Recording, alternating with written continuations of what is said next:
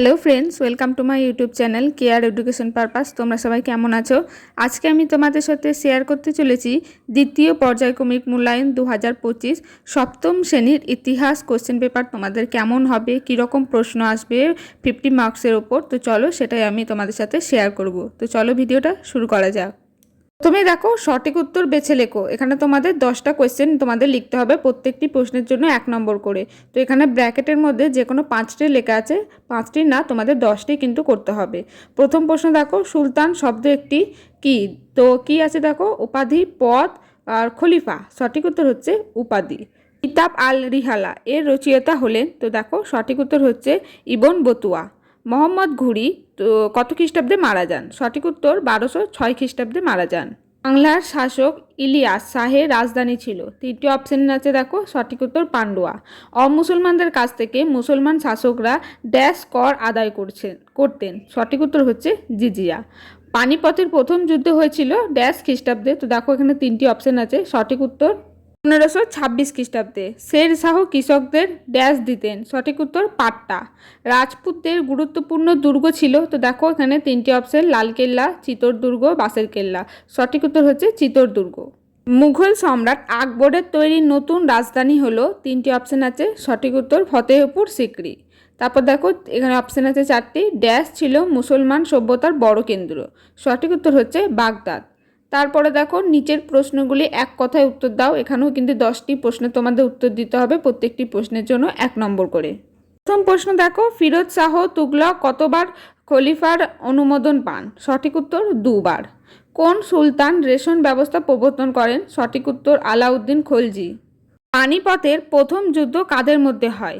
উত্তর বাবর ও ইব্রাহিম লোদির মধ্যে। খিলাত বলতে কি বোঝায়? উত্তর আনুষ্ঠানিক পোশাক। ভারতের প্রথম মুঘল বাদশাহ কে ছিলেন?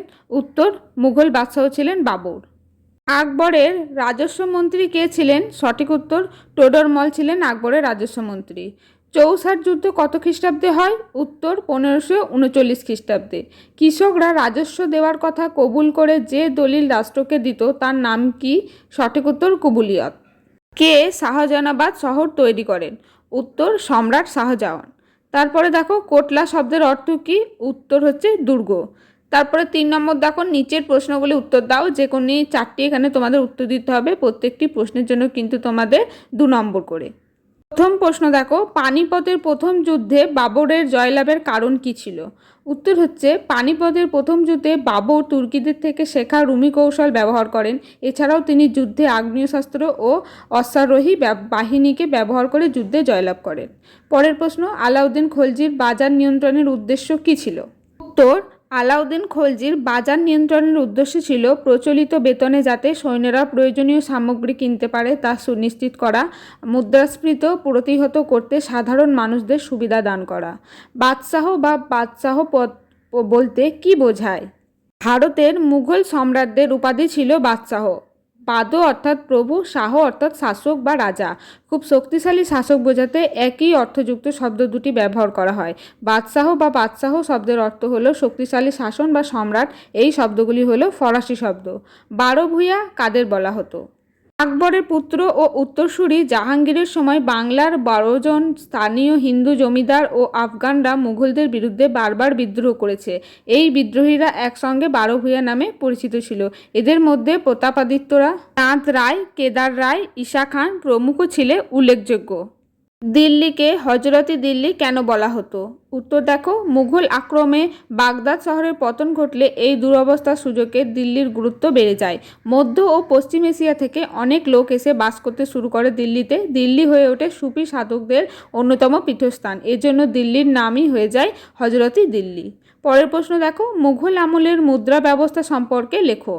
তো দেখো, মুঘল আমলে সোনার মুদ্রা মোহর বা আশরফি নামে পরিচিত ছিল। এ যুগে প্রধান মুদ্রা ছিল রূপো দিয়ে তৈরি রূপায়া। ব্যবসা বাণিজ্যের মাধ্যমে ছিল রূপায়া। প্রজারাও রূপায়ার মাধ্যমে কর দিত। এছাড়াও ছিল তামা দিয়ে তৈরি মুদ্রার দাম। 4 নম্বর দেখো, নিচের প্রশ্নগুলি উত্তর দাও। যে কোনো 4টি তোমাদের এখানে কিন্তু প্রত্যেকটি প্রশ্নের জন্য 3 নাম্বার করে। প্রথম প্রশ্ন দেখো, সুলতান ইলতুৎমিশের সামনে প্রধান 3টি সমস্যা কী ছিল? তো দেখো উত্তর, সিংহাসনে আরোহণের পর ইলতুৎমিশের প্রধান 3টি সমস্যার সম্মুখীন হন। তার 3টি সমস্যা হলো, প্রথম হচ্ছে বিদ্রোহ, তো এখানে বিদ্রোহের তোমাদের কারণ উদ্দেশ্যটি এখানে লিখতে হবে। 2 নম্বর হচ্ছে মঙ্গল আক্রমণ, তো এটাও কিন্তু তোমাদের লিখতে হবে। 3 নম্বর কী ছিল উদ্দেশ্য, উত্তরাধিকার বিরোধ। তো এই 3টি পয়েন্ট কিন্তু তোমাদের ইলতুৎমিশের উদ্দেশ্য সম্পর্কে লিখলে পুরো কোশ্চেনের অ্যান্সার হয়ে যাবে। 2 নম্বর প্রশ্ন দেখো, ইকতা কি, কেন সুলতানরা ইকতা ব্যবস্থা চালু করেছিলেন? উত্তর দেখো তোমাদের প্রথমে লিখতে হবে ইকতা কি, সেই অ্যান্সারটা। দিল্লি সুলতানরা বিভিন্ন রাজ্য জয় করে সাম্রাজ্যের আয়তন বাড়িয়েছিলেন। সুলতানরা যেসব রাজ্য জয় করলেন সেই রাজ্যগুলির হলো সুলতানদের এক একটি প্রদেশ। দিল্লি সুলতানির প্রদেশগুলি ইকতা বলা হতো। দিল্লি সুলতানদের ইকতা ব্যবস্থা চালু করার কারণ, তো কারণ হিসেবে দেখো এখানে পয়েন্ট করে করে লিখতে হবে। 1 নম্বরে আছে দেখো রাজ্যের শাসন পরিচালনা, এটার পুরো পয়েন্ট লিখতে হবে। তো দেখো তারপরে 2 নম্বর পয়েন্ট হচ্ছে সেনাবাহিনী পালন, তো এটা হচ্ছে এটা একটা কারণ। 3 নম্বর কারণ দেখো রাজস্ব আদায় ও শান্তি বজায় রাখা, তো এটাও লিখলে তোমাদের কিন্তু পুরো কোশ্চেনের অ্যান্সারটা হয়ে যাবে। পরের প্রশ্ন দেখো, ঘরগড়ার যুদ্ধ কাদের মধ্যে হয়েছিল, এই যুদ্ধের ফল কি হয়েছিল? উত্তর দেখো তোমাদের ঘরগড়ার যুদ্ধ কাদের মধ্যে কখন হয়েছিল সেটা কিন্তু লিখতে হবে। 1529 খ্রিস্টাব্দে ঘরগড়ার যুদ্ধ হয়েছিল। এই যুদ্ধ হয়েছিল দিল্লির মুঘল বাদশাহ বাবরের সঙ্গে বিহার ও বাংলার আফগান শক্তি জোটের। আফগান শক্তি জোটে দিল্লি সুলতান ইব্রাহিম লোদির ভাই মামুদ লোদি, বিহারের শের খান এবং বাংলার শাসক নুসরত শাহ। তো এটা হচ্ছে কাদের মধ্যে এবং কত খ্রিস্টাব্দে হয়েছিল। তারপরে হচ্ছে এই যুদ্ধের ফল, বাবরের জয়লাভ, মুঘল সাম্রাজ্যের বিস্তৃতি। পরের প্রশ্ন দেখো, পাট্টা ও কুবুলিয়ত বলতে কি বোঝো? তো এখানে দেখো তোমরা পয়েন্ট করে লিখবে পাট্টা এবং কুবুলিয়ত কি, দুটো লিখলেই তোমাদের কিন্তু অ্যান্সারটি কমপ্লিট হয়ে যাবে।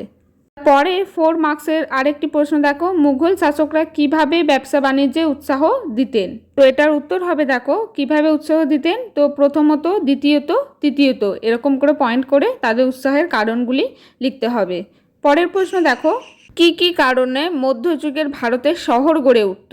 তো দেখো এবার কারণগুলো কিন্তু তোমাদের পরপর লিখতে হবে। তো প্রথমটা একটু লিখে দিতে হবে, মধ্যযুগে ভারতে অনেক শহর গড়ে উঠেছিল।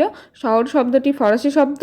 মধ্যযুগ বা সুলতানি ও মুঘল যুগে ভারতে বিভিন্নভাবে শহর গড়ে উঠেছিল।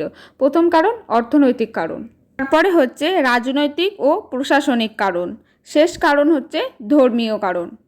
5 নম্বরে তোমাদের কি করতে হবে দেখো, নিচে যে কোনো 2টি প্রশ্নের উত্তর দাও। তো এখানে 2টি প্রশ্নের উত্তর দিতে হবে, প্রত্যেকটি প্রশ্নের মান হচ্ছে 5 নম্বর করে, তাহলে 5 দুগুণে 10, তোমাদের টোটাল এটা হচ্ছে 10 মার্কস। প্রথম প্রশ্ন দেখো, আলাউদ্দিনের সময় দিল্লির বাজার দর নিয়ন্ত্রণ বিষয়ে তোমার মতামত লেখো। দেখো প্রথমে উত্তরে তোমাদের আলাউদ্দিন খলজি সম্পর্কের বাজার দর নিয়ন্ত্রণ ব্যবস্থা সম্পর্কে একটু লিখতে হবে, তারপর কারণ বলে পয়েন্ট করে পরপর লিখতে হবে। তোমরা ভালো করে ভিডিওটি স্টপ করে করে কিন্তু পুরো কারণগুলো দেখে নিও, পারলে তোমরা কিন্তু খাতায় নোট করে নিতে পারো। তারপরে পয়েন্ট করবে বাজারের ধরন, তারপরে বাজার পরিদর্শন, রাজকর্মচারী আর বাজারে সরকারি নিয়মাবলী।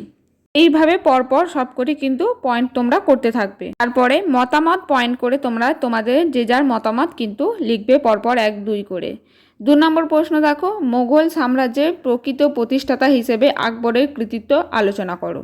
দেখো উত্তরে তোমরা আকবরের যে মুঘল সাম্রাজ্যের প্রতিষ্ঠাতা সম্পর্কে লিখবে, তারপরে পয়েন্ট করবে কৃতিত্ব, দিয়ে তারপরে তার কৃতকার্য সেখানে উল্লেখ করবে।